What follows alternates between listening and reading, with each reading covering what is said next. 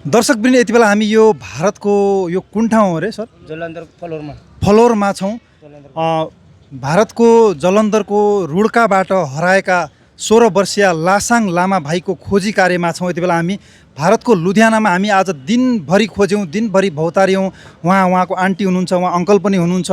यति बेला हाम्रो सबै टिम यति बेला उहाँको सहयोगमा खटिएका थियौँ। भारतको लुधियानामा हामीले धेरै ठाउँमा रेलवे स्टेसन, बस स्टेसन, मन्डी लगायतका धेरै ठाउँमा लासाङ भाइलाई खोज्यौँ, कतै पनि भेटेनौँ। अहिले यति बेला हामी यो फ्लोरमा छौँ। अहिले साँझको 6:30 लगभग 7 बज्न लागेको छ। अहिलेसम्म पनि भाइको केही पत्ता लागेको छैन। हामी दिनभरि आज यस्तो गर्मीमा उहाँ भाइलाई खोज्यौँ। उहाँको आन्टी हुनुहुन्छ। आन्टी हजुर के भन्न चाहनुहुन्छ? उहाँको आन्टी हुनुहुन्छ भाइको, है? यो दिनभरि खोज्यौँ। फेरि पनि सबैलाई नमस्ते। अब के भन्ने, अहिले अब बिहान 8-9 बजेदेखि खोजी गरेको अहिलेसम्म पनि भेटाउन सकेका छैनौँ। ठिकै छ, भगवानको आशीर्वादले सच्चा दिलसित मैले केही मागेकी छु त्यो पुरा गर्नेछु। बाबु भेट्यो भने। तपाईँलाई के लाग्छ भाइ बाबु कुन ठाउँ होला? अब कुन ठाउँमा छ, अब यहाँ जताततै खोजिसक्यौँ। अब नेपाल गएको भए अब नेपालकाले पनि भन्न पर्यो, होइन?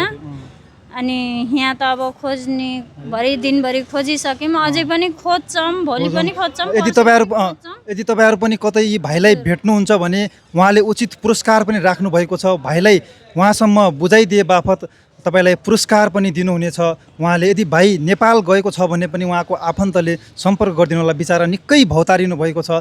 आज दिनभरि उहाँ यस्तो गर्मीमा हेर्नुहोस् त यसरी भौतारी राख्नु भएको छ, बाबुलाई खोजिराख्नु भएको छ। उहाँले जिम्मेवारीका साथ यहाँ ल्याउनु भएको रहेछ।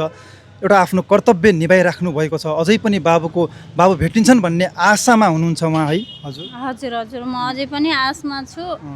अब हेरौँ, अहिले लास्ट भिडियो, अब राति पनि भइसक्न लाग्यो। अब हामी लुधियाना फर्किन्छौँ। उहाँ आफ्नो गन्तव्य स्थानतिर फर्किनुहुन्छ। हामी पनि आफ्नो घरतिर फर्किन्छौँ। यति कोही नेपाली दाजुभाइ दिदीबहिनी जसले भेटाए पनि भाइलाई सम्पर्क गरे पनि भयो, मलाई सम्पर्क गरे पनि भयो। हजुर, यहाँ पनि दाई ढाका टोपी लाउनु भएको दाई पनि छन्। हजुर, हाम्रो ढाका टोपी लाउनु पार्टीकै मान्छे हुनुहुन्छ, एकता समाजबाट। उहाँ पनि संस्थाको मान्छे हुनुहुन्छ, उहाँलाई सम्पर्क गर्दा पनि हुन्छ। जसलाई गरे पनि हामी 3 जनामा 1 जनालाई सम्पर्क गरिदिनु होला। यो लास्ट भिडियो। अब बाबु भेट्यो भने तपाईँलाई म पुरस्कार पनि दिनेछु। यति नै भन्न चाहन्छु। अब लेट भयो, हामी पनि जान छ, तपाईँहरू पनि। हजुर के भन्न चाहनुहुन्छ सर? आज हामीले धेरै सङ्घर्ष गरियो, सबै ठाउँमा घुमेर, होइन? लुधियानादेखि यहाँ जलन्धरसम्म पनि पुग्यौँ। हामी फ्लोरमा छौँ अहिले। हामी अन्तिमसँग साथ दिनेछौँ यहाँलाई जबसम्म त्यो भाइ भेटिन्न। प्रतिबद्धता पनि जाहेर गर्न चाहन्छौँ।